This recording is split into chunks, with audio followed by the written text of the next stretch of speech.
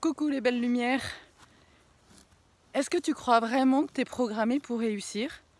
Est-ce que tu crois vraiment que tu es programmé pour jouir, t'épanouir dans ta vie? Il suffit déjà d'aller dans un magasin de vente de sous-vêtements pour enfants pour se rendre compte que déjà les dés sont vraiment pipés dès la naissance. Il suffit de regarder ce qu'il y a comme voilà, qu'est-ce qu'on propose en fait aux enfants aujourd'hui comme sous-vêtements.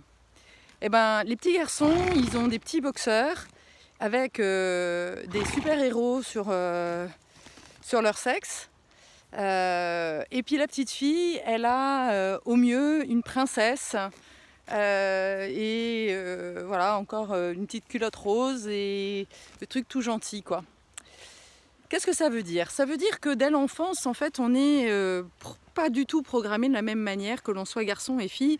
Et on a beau nous répéter que l'égalité des sexes, blablabla, mais on n'y est pas du tout. Et ça, on ne se rend pas compte à quel point, en fait, ça met une empreinte, en fait, dans notre cerveau. Et d'ailleurs, il suffit juste d'aller voir un peu dans nos mémoires, chez nos ancêtres, pour nous rendre compte que les femmes, en fait, elles ont le choix entre soit être soumises, soit vivre la vie d'un homme. Je m'explique. Moi, dans ma lignée, ma grand-mère était complètement soumise. Elle travaillait, elle travaillait. En fait, elle était à la maison, elle faisait à manger. Elle était complètement, soumise en fait à mon grand-père. Et ma mère, elle a pris un autre chemin qui était médecin. Mais finalement, si je regarde, elle n'a pas choisi sa vie non plus. Elle a eu le choix entre faire médecin, faire avocat, mais elle voulait être gymnaste, elle voulait voyager, et elle n'a pas eu le choix. Donc, on ne nous donne pas le choix. Et aujourd'hui, notre génération, je parle des cinquantenaires qui avons fait tout un bout de chemin sur les pas finalement de nos mères, on se rend compte qu'il y a quelque chose qui déconne. On se rend compte qu'on est complètement éloigné de notre vraie nature. Et en tant que multipotentiel, je pense que c'est vraiment le constat en fait. C'est comme si on était un peu en avance de phase sur les prochaines générations. Et d'ailleurs, on peut le voir que les jeunes générations, très tôt, en fait, dès 20 ans, ils se rendent compte que ce que la société leur propose ne leur convient pas. Alors la question c'est, ok, c'est bien gentil, on se rend compte de ce qu'on veut plus, mais comment savoir ce que l'on veut? Et ça, en fait, c'est la question que se posent justement la plupart surtout les jeunes filles, en fait, qui viennent me voir en me disant, voilà, je suis à un tournant de ma vie, je sais, j'ai quitté mon job, je sais que ça me veut pas, mais finalement, je suis perdue. Je suis perdue parce que je ne sais pas où aller. Et là, il y a un nouvel apprentissage. Il y a un nouveau programme en fait à se mettre en place, à mettre en place. C'est la reconnexion à sa sensibilité, à son intuition. C'est arrêter de vouloir programmer, planifier ta vie comme justement le modèle masculin peut nous l'avoir imposé.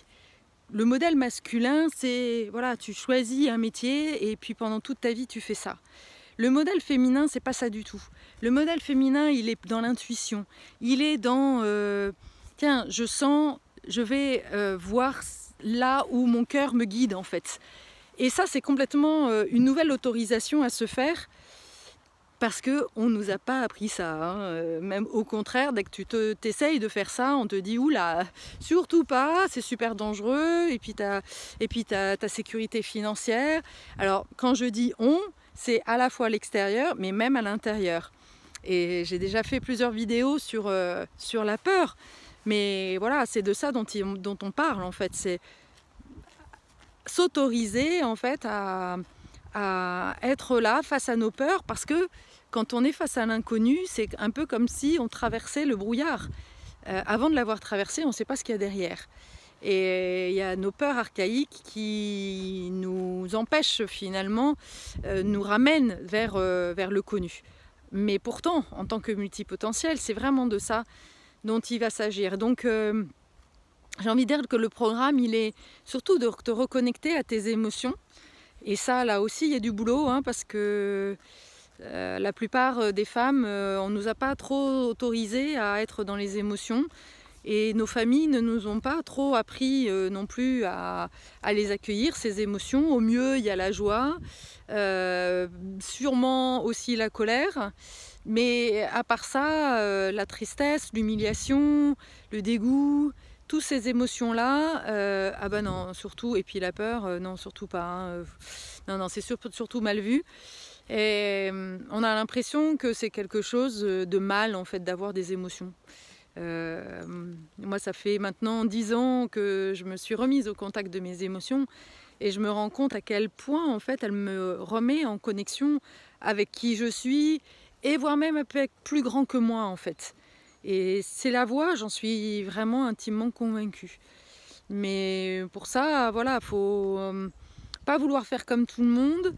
Voilà, oser t'autoriser justement à faire ce que la plupart des gens ne font pas.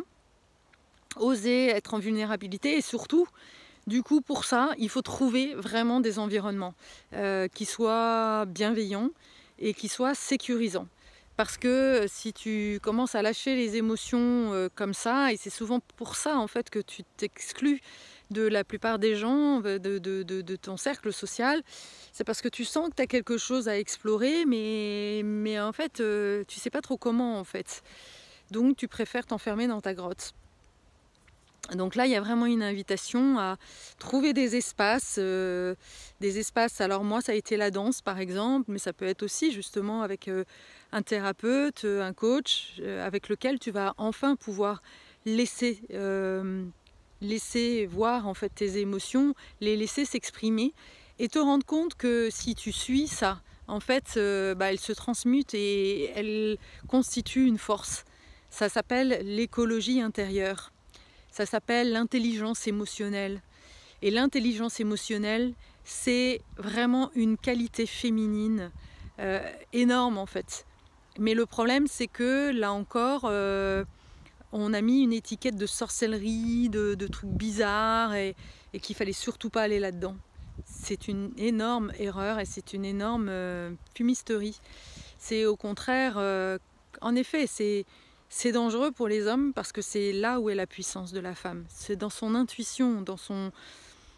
La femme sent en fait ce qui est bon ou pas bon pour elle en fait. Elle a quelque chose d'instinctif et c'est pour ça qu'elle est la mère en fait qui sait entendre les besoins de son enfant.